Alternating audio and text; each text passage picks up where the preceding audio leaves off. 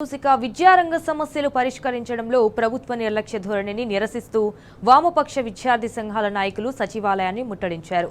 ప్రభుత్వానికి వ్యతిరేకంగా నినాదాలు చేస్తూ ఆందోళనకు దిగారు. కాంగ్రెస్ పాలనలో విద్యా వ్యవస్థ భ్రష్టు పట్టిందని మండిపడ్డారు.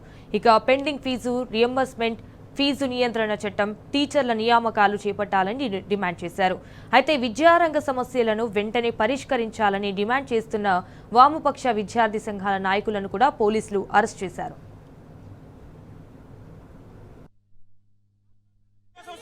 సక్సెస్ అయింది.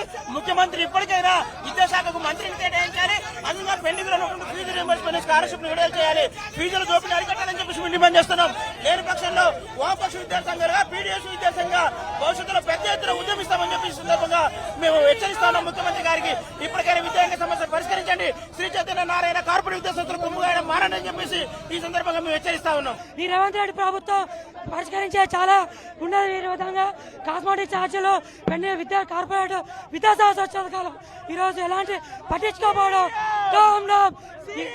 ఈరోజు హాస్టల్ సమస్యలు, బస్ సమస్యలు, మౌలిక వసతులు పెండింగ్ ఈరోజు విద్యాశాఖ మంత్రి లేకపోవడం సిగ్గుచేటని చెప్పేసి ఈ సందర్భంగా తెలియజేస్తున్నాం.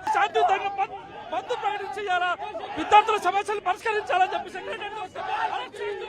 కోట్ల రూపాయలు ఫీజు రియంబర్స్మెంట్ పెండింగ్ లో పెట్టి ఇవాళ విద్యార్థులు దాదాపు 10 లక్షల మంది విద్యార్థుల్ని ఇవాళ ఇంజనీరింగ్ కంప్లీట్ చేసిన, డిగ్రీ కంప్లీట్ చేసిన విద్యార్థులు సర్టిఫికెట్లు రాక స్విగ్గీ